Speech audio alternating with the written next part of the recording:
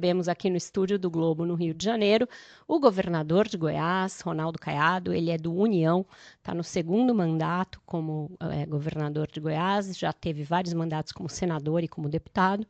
E o prefeito do Recife, em Pernambuco, João Campos, ele é do PSB, um dos mais jovens prefeitos de capitais do Brasil, um dos mais bem votados, seu segundo mandato. Teve antes também um mandato de deputado federal e, salvo engano, de deputado estadual também. Não, só federal, foi direto para federal. Bom dia a vocês, muito obrigada por terem aceitado nosso convite para estar aqui nessa manhã. Bom dia, Vera, bom dia, governador Caiado. Para mim é uma alegria estar aqui. Dizer que eu espero que seja uma boa conversa, um bom debate, fazer aquilo que eu tenho dito e que acredito, que é poder fazer o debate no campo das ideias e poder falar de trabalho, de resultado. Eu acho que o Brasil precisa de mais gente que possa sentar junto, ter discordância em algumas ideias, mas ter muito respeito. Então, inclusive, o governador Caiado tem acompanhado, tem feito um trabalho que o Brasil reconhece também, né, com resultados importantes, e mesmo estando em campos políticos diferentes, a gente pode reconhecer o trabalho um do outro e fazer um bom debate. É isso, bom dia, governador. Primeiro, agradecer o convite. Sem dúvida alguma, esse jovem que é aí uma das maiores expressões dessa nova geração da política, fui colega de seu pai, e que todos têm dito aí, não tive a oportunidade ainda de lhe visitar, tá certo? Mas Já está todos, convidado, viu? pois é, nós vamos passar lá um dia, da mesma maneira, o estado de Goiás está sempre de portas abertas, e sempre foi a minha vida, grande parte, como a Vera colocou, dentro do parlamento. Certo? Sempre foi um debate de conteúdo, de pessoas que discutiam ideias, mas não tem por que ter essa ruptura do ponto de vista de convivência, de troca de experiência. É isso que alimenta a boa gestão. Eu construí um grande entendimento no meu estado quando fui eleito, tinha 14 prefeitos na minha base, cheguei ao final do meu governo com apoio de mais de 240 prefeitos, de 246. Então, quer dizer, eu sempre construí a política respeitando o ponto de vista ideológico de cada um, mas respeitando o resultado das urnas. Aí eu me curvo, eu chamo urna de Vossa Excelência. Então, o que a urna decide, cabe a mim respeitar. E é assim que eu faço a política a vida toda e tem sido extremamente positivo. Gente, eu queria começar, esse é o nosso debate sobre futuro, mas sobre um fato da semana que impacta fortemente o futuro do Brasil. Foi determinada nessa semana a tarifa de 50% sobre os produtos brasileiros, ela passa a vigorar a partir da semana que vem. Tem ainda uma série de dúvidas sobre se novas exceções serão abertas, mas o fato é que pelo menos 42, 43% do que a gente exporta está sujeito a uma taxação bastante grande, e as motivações para isso são em grande parte políticas. Queria ouvir vocês sobre o impacto disso, tanto nos estados, na cidade de vocês, quanto para o Brasil, e qual deveria ser a nossa postura do governo brasileiro, das instituições brasileiras, diante de um governo dos Estados Unidos, que é um grande parceiro, mas que está em rota de colisão com o Brasil. Primeiro, Vera, dizer que esse é um tema absolutamente novo, né, e atípico. A postura de você pegar dois países que têm mais de 200 anos de relação comercial e partir para um enfrentamento desmedido, eu acho que primeiro não é bom para ninguém. É algo que não ajuda principalmente o empreendedor brasileiro, o trabalhador brasileiro, isso não agrega.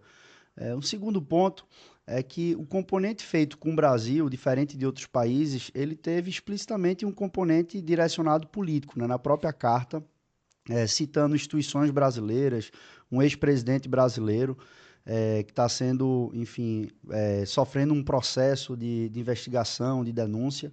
Então, é preciso separar as coisas. Primeiro, separar, não tem como negociar ou tratar sobre uma corte de outro país, sobre um processo investigatório de outro país. Isso não pode ser negociado, mas tem que se tratar sobre um ambiente econômico e buscar uma solução para isso focada no empreendedor e no trabalhador brasileiro. A gente vê o vice-presidente Geraldo Alckmin liderando esse processo. Ele conseguiu, inclusive, agora quase um pouco mais de 40% do que havia sido taxado, saiu desse rol de taxação. Ainda precisa de conquistas, então acho que é um primeiro passo já importante, mas não é um trabalho concluso, precisa avançar mais. Lá no nosso estado, por exemplo, tem 90% da produção e exportação de manga e uva do Brasil sai do Vale do São Francisco, no sertão baiano e pernambucano. Eu falava há pouco com o ex-prefeito Miguel Coelho, de Petrolina, que conhece bem a produção na área, inclusive é do União Brasil também, e a gente falava sobre a importância, porque 30% do mercado de exportação é americano, mas mesmo sendo só 30% exportado para lá, o preço já caiu 75% da manga, por exemplo. Então, é importante, e o vice-presidente Alckmin disse que está tratando, para que as frutas do Vale do São Francisco e a manga, por exemplo, possam conseguir sair desse rol de taxação, e o vice-presidente se comprometeu em ajudar a isso. Isso é muito importante.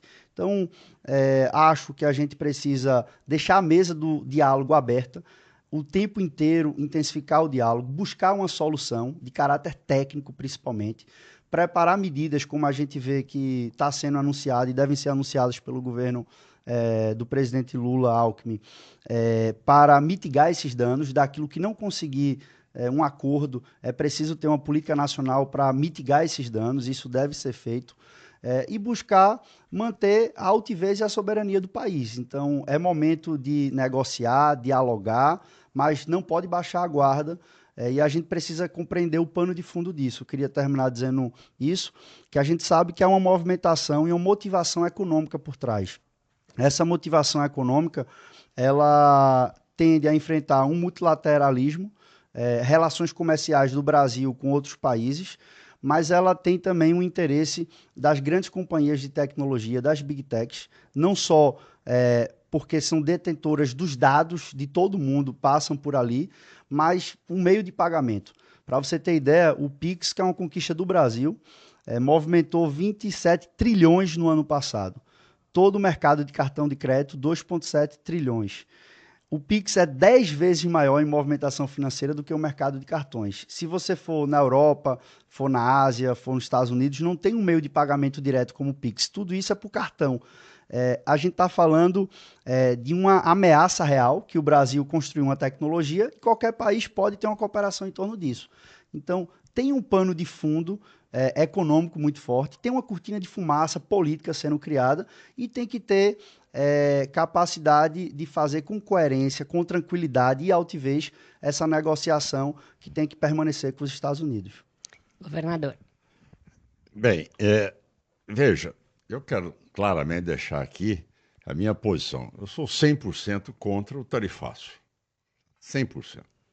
Acho que essa é a minha posição. Eu estava numa missão ao Japão, quando recebi a notícia, cancelei parte da minha missão, retornei ao Brasil. Imediatamente nós buscamos ali com todas as entidades de classe, todo o setor empresarial, construir alternativas, como nós temos um fundo de equalização, buscar quais as empresas que sofreriam mais, principalmente cuidando da sobrevivência da empresa, cuidando ali do emprego. Aquilo foi a nossa preocupação principal. A partir daí, nós temos também um fundo de estabilização econômica do Estado, tá certo? Temos um outro fundo que será lançado terça-feira agora na Bolsa, na B3 em São Paulo, tá certo? Com base, que é um fundo creditório, com base de ICMS.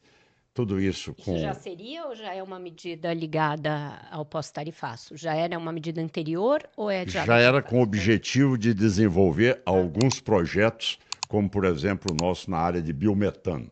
Nós somos um estado que estamos desenvolvendo muito essa tecnologia de biometano e toda a frota de Goiás de ônibus vai passar agora a ser abastecida com biometano. Então, nós vamos sair bem à frente com essa tecnologia que nós temos, mas como também trouxemos da nossa viagem à Índia também com a tecnologia deles. Então, nós estamos desenvolvendo muito isso. Então, nós cuidamos, como fiz no Covid, tá certo? Então, naquelas dificuldades todas, poder sustentar aquelas empresas com uma dotação orçamentária. Hoje, o Estado é equilibrado do ponto de vista fiscal, e aí já havia sido projetado esse fundo creditório, que será lançado terça-feira agora na Bolsa. Com isso, nós teremos aí um caixa de mais de 700 milhões de reais, mais a nossa taxa de equalização em mais de 400 milhões de reais, e, se necessário, nós temos o fundo de equilíbrio econômico que o Estado criou por uma emenda constitucional que eu reservo 4 bilhões de reais para amanhã projetos futuros que sejam interesse do governo ou em condições adversas que venham ocorrer com o Estado. Então, nós temos hoje 3 mecanismos, mas eu quero deixar claro que eu estou um pouco otimista, tá certo, com este assunto, porque eu tenho mantido contato direto com o Gabriel Escobar, que é a pessoa responsável pelo escritório dos Estados Unidos na Embaixada Americana. Ontem mesmo eu falei com ele, tá certo, bastante, e dizendo a ele, olha, nós não tem por que comprometer principalmente a parte de carnes, não é? Que Goiás sente muito, a parte de açúcar também sente. Então, são várias outras áreas, couro, enfim, essas exportações que têm um direcionamento quase que direto aos Estados Unidos. Eu disse a ele, olha, não tem sentido, eu já tenho colocado para você, ele disse, olha, cara, eu tenho repassado tudo ao secretário de governo, Marco Rubio. Então eu disse, olha, é fundamental, até porque os grandes investimentos hoje dos americanos no Brasil, tá certo? Em minerais críticos é em Goiás. Pra você ter uma ideia, Vera, você tem o sul da China, que tem terras raras pesadas, e Goiás, que tem terras raras pesadas. Eu sou o único estado no Ocidente, bem, no Ocidente, que tem uma mina funcionando de terras raras, já produzindo. Outra que vai se instalar agora, na cidade de Nova Roma. Outra, na cidade de Iporá. E a concentração das terras raras pesadas de Goiás é superior das terras raras da China. Então, olha, não tem por que nós estarmos nessa queda de braço, tá certo? Porque, sem dúvida nenhuma, essa parceria nossa, do ponto de vista do que nós temos de tecnologia, de todos os nossos dados nos data centers nos Estados Unidos, toda essa parceria nossa na área de ciência, de inovação, de tecnologia. Por exemplo, grande parte da minha área de saúde, por exemplo, a aparelhagem, quase que a totalidade, tá certo? São aparelhos americanos. Você já pensou bem uma restrição dessa? Ou amanhã tem uma reciprocidade por parte do governo federal?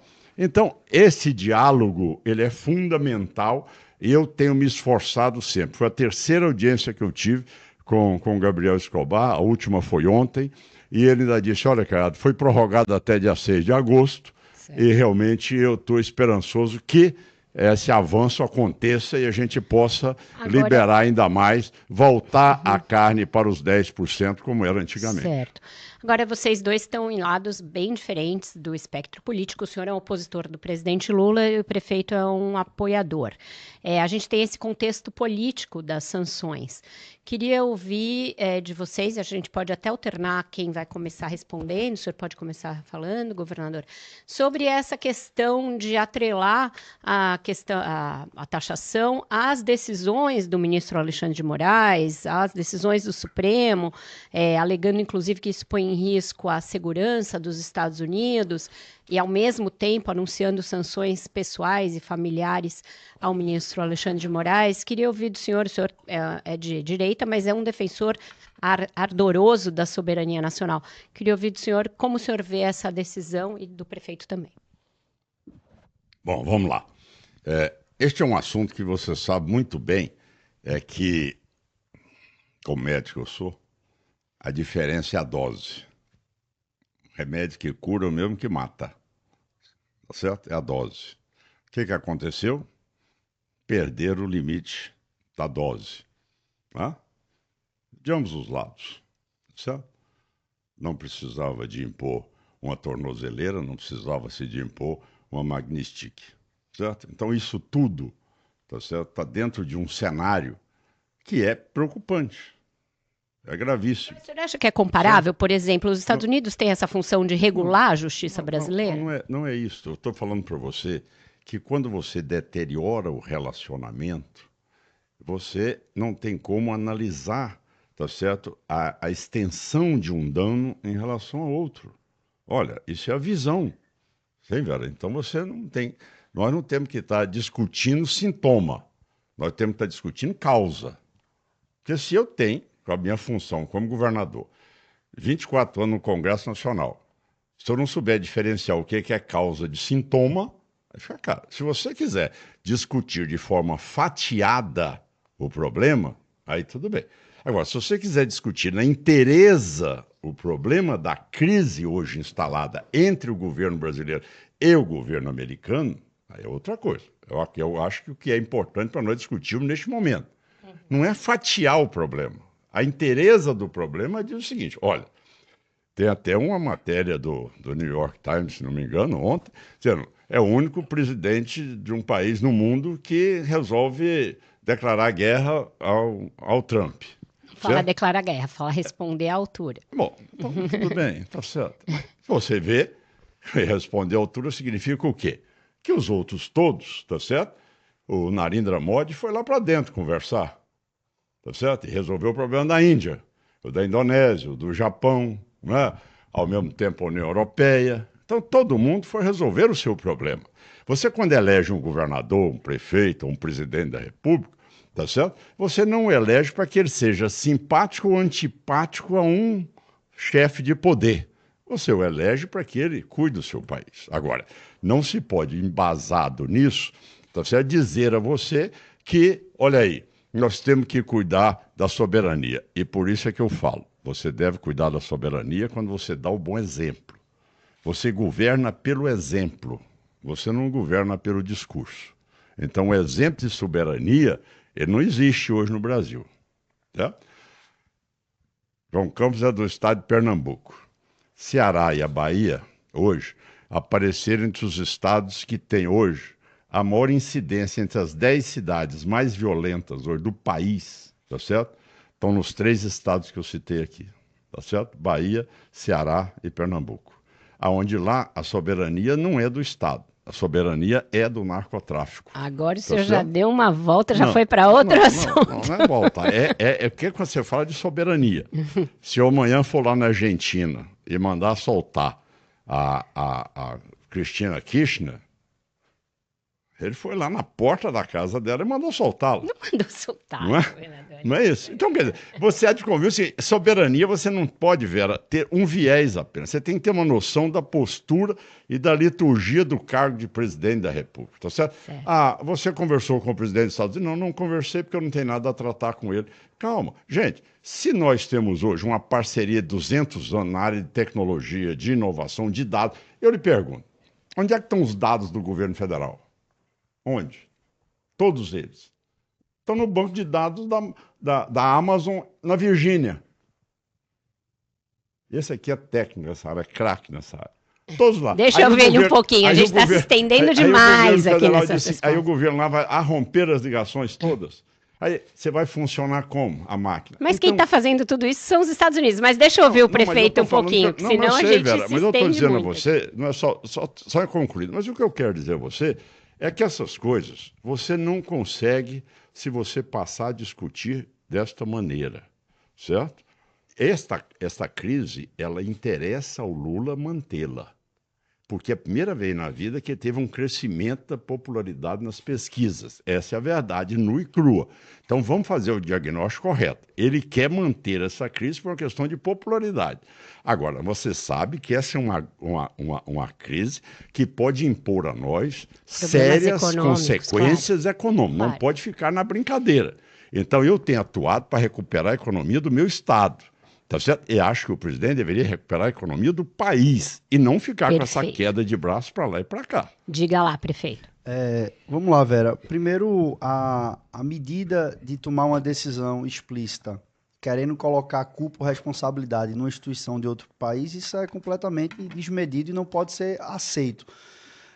Basta você mudar a ótica. Então, se o Brasil tomasse uma medida lá atrás contra uma corte americana, porque estava num processo de condenação do presidente Donald Trump, e o Brasil impusesse uma sanção aos Estados Unidos e falasse, se vocês não anistiarem ou deixarem de punir o ex-presidente Donald Trump, a gente não vai tirar essa sanção brasileira aos Estados Unidos. Seria uma coisa absurda.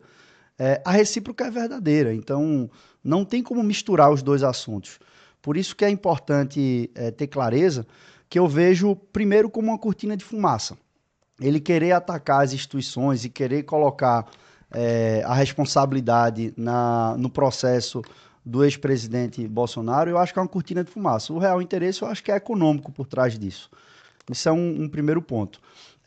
E um segundo ponto é que a gente precisa buscar uma solução, porque o impasse não interessa ao Brasil. Não é bom para o Brasil Então, o senhor discorda dessa visão de que o presidente Lula vai querer esticar a corda da crise para se beneficiar? Não, eu vejo que o presidente, eu tive inclusive uma conversa com ele semana passada, ele está com uma visão muito lúcida disso, muito coerente. Ele sabe que é um absurdo o que foi feito, mas que precisa buscar uma alternativa. Agora, é preciso ter uma clareza que hoje os Estados Unidos não quer conversar. Ele não quer fazer um processo organizado de discussão, funcional. Aí coloca 4 pessoas do quarto, quinto escalão para conversar, e depois vai subindo um pouco. Ele escalou o vice-presidente para tratar disso. As primeiras conquistas já saíram, né? 700 itens fora dessa pauta. Então, eu sinto que o presidente está com a clareza do que está acontecendo, não deve querer prolongar isso, quer resolver o quanto antes. Agora, é claro que isso traz uma repercussão de leitura política no primeiro momento. Por quê? Porque você tem, inclusive, um deputado brasileiro, filho do ex-presidente Bolsonaro, nos Estados Unidos, manhã, tarde e noite, gravando vídeo e tomando medidas contra o país declaradas por ele. Isso, claro que é um absurdo. Então, as pessoas estão vendo isso, né? As pessoas estão enxergando. Tanto é que você olha, por exemplo, a fala do governador Caiado. Ele é muito coerente ao colocar aqui, ó, eu sou contra o tarifaço, porque isso é ruim para um estado como Goiás, que produz para o mundo inteiro. Então, você tem, a sensação que eu tenho é que no meio dessa confusão, você tem 2 grandes times. Você tem um time de quem quer atrapalhar e um time que quer resolver. Eu acho que o governador está nesse time que quer resolver, eu estou no time que quer resolver, eu vejo o presidente e o vice-presidente querendo resolver também. Agora, tem uma minoria que quer atrapalhar, tanto no Brasil quanto fora. A gente precisa buscar, porque agora não é a cor do partido, não é a posição política, nós temos que defender o interesse do Brasil. Então, a gente não pode ter terras raras do Brasil sendo negociadas, a gente não pode abrir mão de uma soberania tecnológica, e a gente tem que ter noção com quem a gente está fazendo essa disputa também. Os Estados Unidos é uma grande potência do mundo, então ninguém vai cometer a insanidade de romper uma relação, de brigar ou coisa do tipo. Agora, tem que ser resolvido. Tem que ser resolvido. Meu sentimento é que hoje isso quer ser resolvido. É como se você pega num estado e aí você tem um prefeito de determinada cidade que está brigando com uma outra pessoa da política.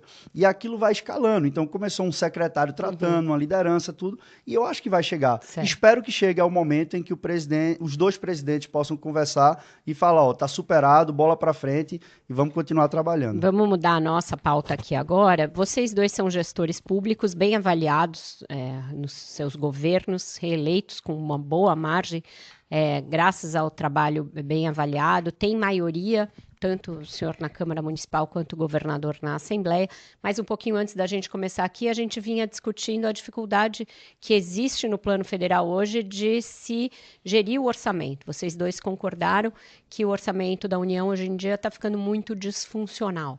O senhor é pré-candidato a presidente agora e o senhor tem um futuro pela frente que provavelmente chega a planos nacionais.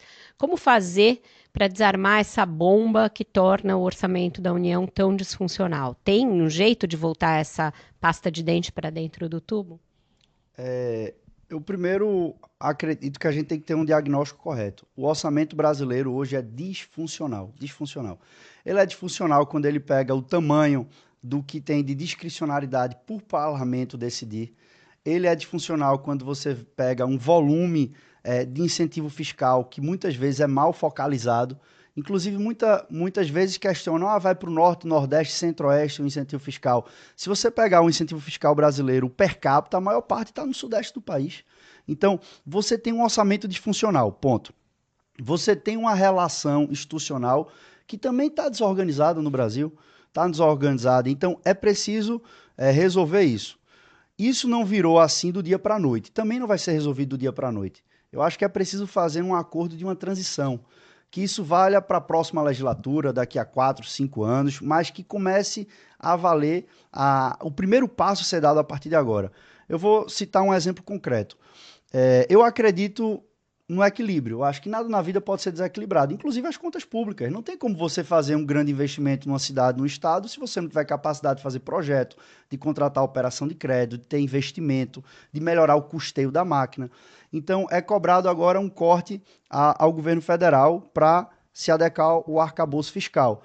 Eu acho que esse corte ele pode ser feito. Agora, ele deve ser seguido por um compromisso também do Legislativo e do Judiciário de realizar um enxugamento do orçamento. Não é razoável que você corte só um recurso do SUS ou da educação e você não reduzir um valor de emenda, por exemplo. Isso tem que ser discutido. Então, a sensação que eu tenho é que é preciso se construir um acordo de transição do orçamento brasileiro e que esse acordo inclua os três poderes, que sentem na mesa e que faça isso de preferência sem ser na briga, mas que faça isso tendo a compreensão de que tem que ser revisto. Para isso tem que reduzir emenda, vai ter que reduzir o custo do Poder Judiciário. Super salários. Tem que reduzir, não tem como você organizar se cada parte não ceder um pouco. Então, eu vejo que está disfuncional. Quem gere orçamento sabe disso. E é fundamental, para terminar, que se busque isso num ambiente de harmonia. Agora, você só consegue fazer isso se cada um tiver noção. Se o Congresso achar que está tudo bem, que está tudo maravilhoso, não vai querer rever. Então, eu espero que se tenha alguma lucidez e que sentem à mesa para poder fazer essa construção. É viável isso, governador? Olha, eu posso falar com experiência hoje, não só de deputado federal e senador, mas agora no meu segundo ano de governador. Eu acredito, Vera, muito na liderança do governante. Tá? O governante ele tem que ter autoridade moral para poder governar. Se não tiver autoridade moral, ele não governa. Ele está aí dependendo, ele é porta-voz de terceiro, é preposto de terceiro. Então, ele tem que ter autoridade moral. Segundo lugar, ele tem que entender que ele, no sistema presidencialista, ele é que tem que tomar as primeiras ações, as primeiras medidas. Não é esperar do Congresso e nem do Supremo. Eu assumi o governo de Goiás, o governo estava destruído. Era bloqueado no Tesouro, endividado, todo quebrado, devendo salário de funcionário, novembro e dezembro, devendo os fornecedores do Estado, quebrado, bloqueado, com 11 milhões de reais em caixa e 6 bilhões e 800 milhões em dívidas. Bom, o que é que eu fiz? Chamei todos os poderes, Assembleia, Tribunal de Contas, Tribunal de Justiça, Defensoria Pública, Ministério Público, e disse ele, olha, a situação é essa, é o caos. Então, de hoje em diante, tá certo? Eu vou repassar 20% a menos do 12º.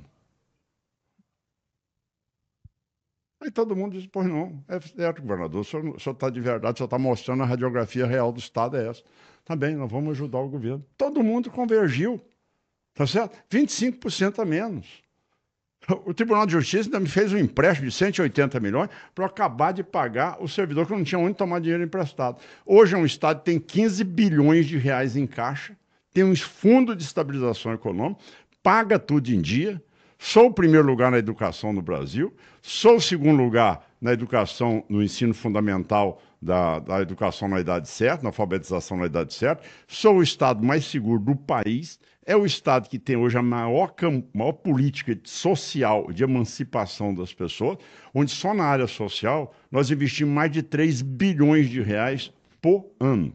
Então, isto mostra que quando você tem o equilíbrio fiscal que ele citou, você passa a governar tranquilo com a sua Assembleia, com os poderes, recebendo o 12º corretamente, mas você tendo a mão firme de não deixar deteriorar o relacionamento. Por isso é que eu faço uma crítica aqui ao governo federal, porque quando o Lula ganhou, ele disse, a primeira coisa que eu vou fazer no meu governo vai ser pacificar o país.